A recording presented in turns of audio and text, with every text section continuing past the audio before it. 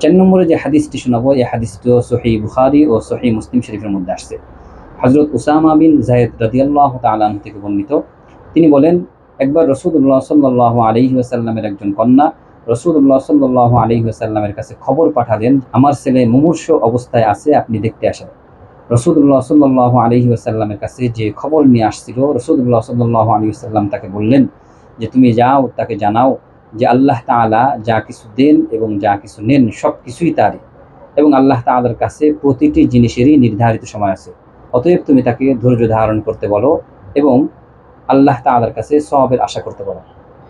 যখন সে নবী করিম সাল্লাল্লাহু আলাইহি ওয়াসাল্লামের কন্যার কাছে এই সংবাদ দিল, নবী করিম সাল্লাল্লাহু আলাইহি ওয়াসাল্লামের কন্যা আল্লাহর শপথ করে নবী করিম সাল্লাল্লাহু আলাইহি ওয়াসাল্লামকে যেতে বললেন। নবী করিম সাল্লাল্লাহু আলাইহি ওয়াসাল্লাম সংবাদ পেয়ে উঠে রওনা দিলেন। সাথে ছিলেন সাআদ বিন উবাদা, মুআজ ইবনে জাবাল, যায়েদ বিন সাবিত এবং উবাই ইবনে কাব রাদিয়াল্লাহু তাআলা আনহু সহ আরও অনেকে। রাসূলুল্লাহ সাল্লাল্লাহু আলাইহি ওয়াসাল্লাম যখন ঘরে প্রবেশ করলেন, রাসূলুল্লাহ সাল্লাল্লাহু আলাইহি ওয়াসাল্লামের কোলে বালকটিকে দেওয়া হলো। তখনও বালকটি ছটফট করতেছিল। রাসূলুল্লাহ সাল্লাল্লাহু আলাইহি ওয়াসাল্লামের দু চোখ অশ্রুতে ভিজে গেল। সাআদ বিন উবাদা রাদিয়াল্লাহু তাআলা আনহু নবী করিম সাল্লাল্লাহু আলাইহি ওয়াসাল্লামকে বললেন, ইয়া রাসূলুল্লাহ, আপনি কান্না করতেছেন?